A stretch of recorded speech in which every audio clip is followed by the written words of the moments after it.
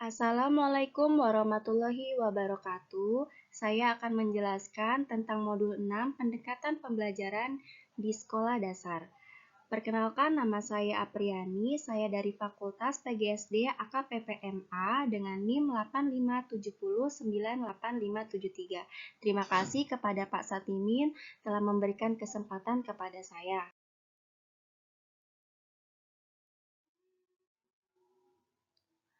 Pendekatan pembelajaran holistik dan konstruktivisme. A. Pengertian dan fungsi pendekatan pembelajaran bagi guru. Dantes 1996 mengemukakan bahwa suatu pendekatan pembelajaran biasanya dibangun atas dasar posisi pemahaman tertentu tentang apa hakikat, fokus yang dipentingkan, bagaimana cara-cara utama pencapaiannya, serta asumsi-asumsi penerapannya. Pendekatan-pendekatan pembelajaran yang dipelajari di sini dapat dipandang sebagai alternatif atau pilihan jalan untuk mencapai tujuan pembelajaran yang diharapkan. Fungsi pendekatan pembelajaran adalah memberikan suatu pemahaman tentang sesuatu atau cara pembelajaran yang dianggap efektif dan memberi panduan yang dapat diuji kecocokannya dengan kondisi nyata.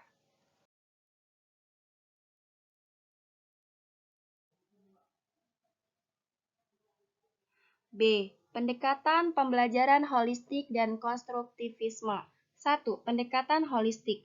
Pendekatan holistik atau terpadu dalam pembelajaran diilhami oleh psikologi Gestalt yang dipelopori oleh Wertheimer, Kafka, dan Kohler.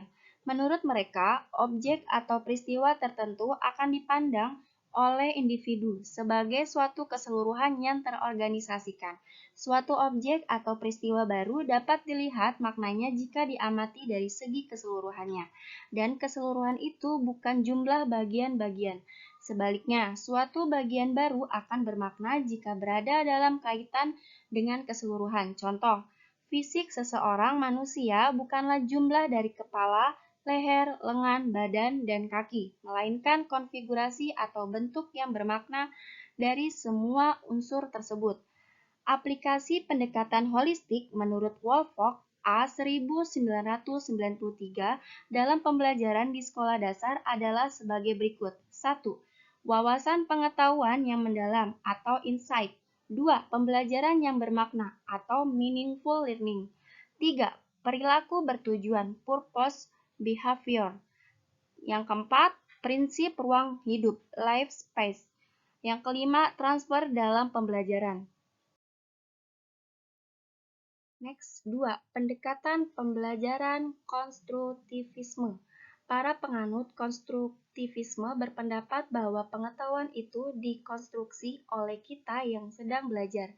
Pengetahuan bukanlah kumpulan fakta dari suatu kenyataan yang sedang dipelajari, tetapi merupakan konstruksi kognitif seseorang terhadap objek, pengalaman maupun lingkungannya. Kaum konstruktivisi menyatakan bahwa manusia dapat mengetahui sesuatu dengan indranya, dengan berinteraksi terhadap objek dan lingkungannya melalui proses melihat, mendengar, menjama, membau, dan merasakan. Orang dapat mengetahui sesuatu.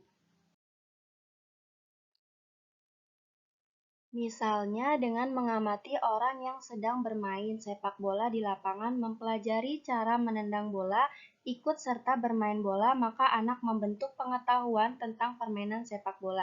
Telah diungkapkan bahwa menurut pandangan konstruktivisme, pengetahuan pada dasarnya dibangun oleh anak melalui interaksi dengan lingkungan. Dalam proses belajar, anak harus berbuat di lingkungannya, mengkreasi atau memanipulasi objek. Dengan kata lain, anak harus difasilitasi oleh guru untuk berbuat atau membangun sesuatu daripada sekedar melakukan atau meniru yang dibangun orang lain.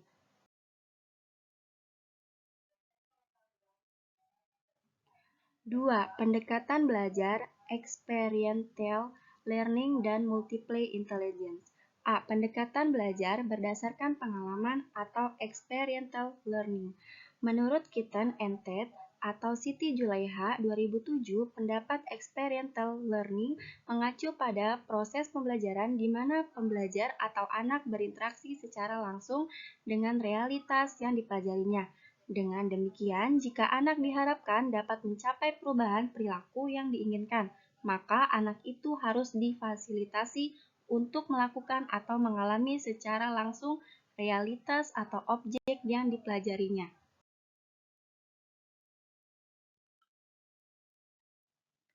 Proses belajar merupakan siklus dari 4 kegiatan, yaitu 1. Anak mengalami pengalaman konkret. 2. Anak melakukan observasi dan refleksi terhadap pengalaman. Ketiga, anak membentuk konsep, abstrak, dan generalisasi. Dan keempat, anak melakukan eksperimentasi atau pengujian konsep dalam situasi baru. Inilah gambaran siklus proses pembelajaran anak. Dari gambaran tersebut menunjukkan bahwa pengalaman konkret merupakan dasar bagi observasi dan refleksi.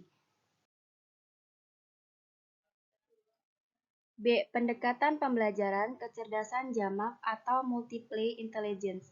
1. Konsep dasar multiple intelligence, ungkapan Howard Gardner dalam bukunya Frames of Mind yang berbunyi Our Culture Defined Intelligence to Knowledge, merupakan dasar pemikiran munculnya pendekatan multiple intelligence.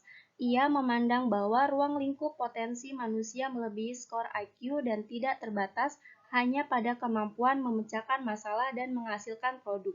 Dalam perspektif pragmatis, konsep kecerdasan mulai kehilangan unsur mistisnya dan menjadi fungsional.